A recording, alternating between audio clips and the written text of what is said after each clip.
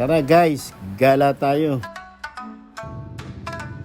Dito tayo ngayon sa Ramen and Grills sa Brookside, Cainta.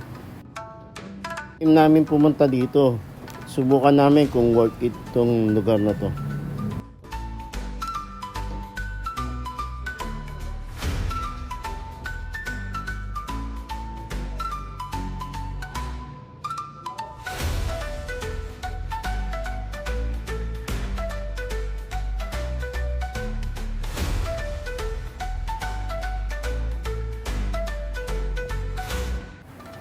First impression, pagpasok ko pa lang, parang nasa Japan ka na.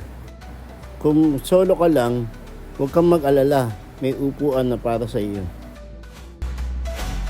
Yung menu nila, marami kang mapagpipilian. Umorder kami ng original ramen, spicy ramen, takoyaki, at gyoza. Kaso nga lang, sa sobrang sarap, di na namin nakuhanan ang lahat. Kung mahilig ka sa spicy at creamy na ramen, ito ang marirekomenda ko. I-rate ko ito ng 8 out of 10. Paano sa susunod na ng uling gala?